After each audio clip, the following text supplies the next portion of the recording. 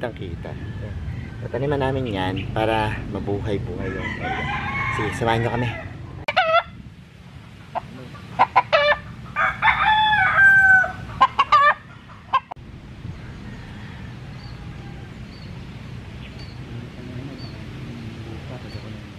Diba? Mga ginupit-gupit lang yan at pinutol na halaman.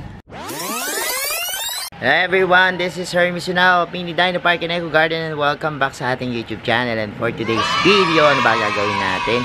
Magpuputol tayo ng halaman at syempre itatanim natin dahil ngayon medyo maulan, mabilis tumubo ang mga halaman, mabilis mag-propagate, and yung mga bakanting area sa ating mga garden, lalagyan natin ng mga halaman. Ano?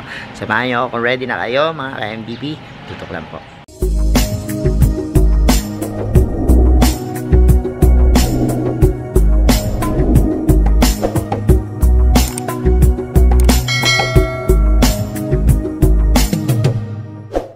And we're back mga ka-MDP at ngayon nga po, another day, another propagations. Putol-putol tayo ng halaman.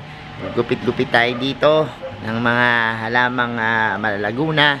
Tapos tatanim natin doon sa bakanting area na ating dinidevelop. Ano? Tara, samahan nyo ako. So eto na nga po. At nilinis na namin, sinimulan namin. Kasi napansin ko kapag hindi namin nilinis, may nagnanakaw, may bumunot. May bumunot. Pinunot yung tinanim natin. Na, ewan ko lang. Hindi ko alam kung mahirap na magbintang, no? Pero, okay lang yan. No? Okay lang yan. Oh, ang ganda niyan, te. May barricaded na dyan. Uy, may barricaded duhat. Saan? Oh, ganyan lagi yan. Ganyan lagi yan yung duhat. Ano? Nagpuputi lang. Nag-aalbo. Mamatay din yan. Hindi yan makakastand lang. Malay mo naman kabuhay. Sige, kunin mo. Variegated duhat daw. Nakadiscover sila. Eh, lagi namin. Ito maganda, oh. Icon, no? Ayun. Kaya, Ayun, may dumating nga naman chichirika. Virginia. Nanganak na naman. Nagpulan na. Nabubuhay niya naman pagkabot ng tag-ulan. Ang Virginia ay tumutupo. eh, yung Eugenia ko na ano dito, namatay. Sitsari. Yung isa, ayun, oh. Sayang. Anyways, kukuha tayo ng mga putol-putol niyan. At yan yung gagawin natin doon sa pinaka bukid na maglalagay tayo ng mga tea plant doon. Pero for the meantime, ayan, kumapal na yung damo dito dahil sa nag-uulan. Pero ayan, maghahawan na tayo sa pagkita. Ayun ako, kung ba't napunta dyan. Mayroon, nagwawala, mga nawawalang halaman, ano. Anyways, ayan po yung ating ito, titrim din to, gunting. Ayan, kukuha tayo ng mga ilang piraso dyan, gugupit tayo ng mga halaman na ilalagay natin dun sa ating yan, dinidevelop na area doon.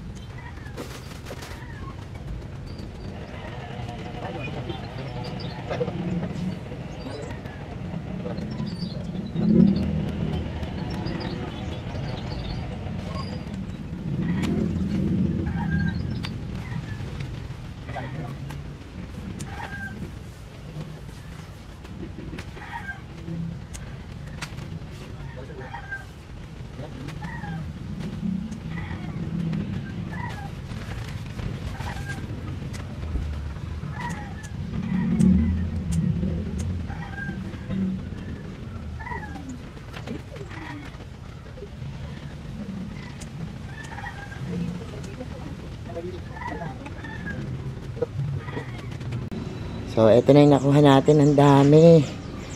And, ayan o. Na-trim na tuloy yung natin yung mga halaman dito na makakapal na. So, dadalhin na namin to ni Iskiri sa bukid. Tara, Iskiri. Tara mo to. Kaya mo yan? Yan lang. Oh, dami ah. Taran. Tara na. And we're back. At ngayon nga, ayan na. Pupunta tayo dito. May area na to. Kasi, kung mapansin mo, itong area na to medyo, yan. Mapanglaw. Mapanglaw. Sige, taas natin yung camera natin para makita nila. Yan. Makitang kita. Tataniman namin yan para mabuhay-buhay yung area. Sige, samahan nyo kami. Ice cream.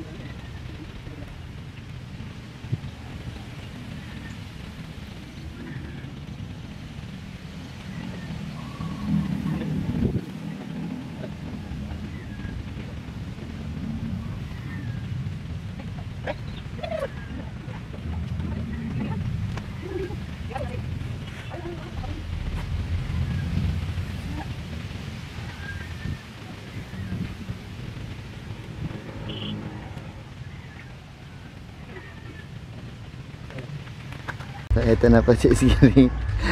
Meron kami binabalak. Putulin namin to. Ganda kasi ng mga bulaklak nitong gumela. Itong isang side na to, puputulin na namin. Yan, yan. Yan. Kaya mo yan, Iskiri. Yan, puputulin namin, Iskiri. Gandahan mo putol yan. Magagalit sa'yo si nanay. Gumamela yan ni Maring.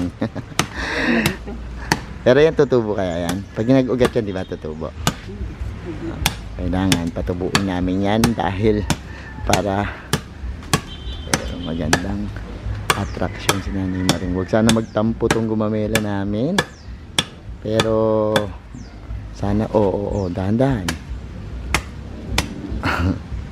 Alam nyo, itong gumamela na to, ang tagal na nito. Gumamela ni Maring, hoy, ayusin mo pagputol. Pamaan yung kuryente. Di bali. Hindi, ganun mo muna. Itaas mo muna, ganun. Gawin mo dito. Para pababa.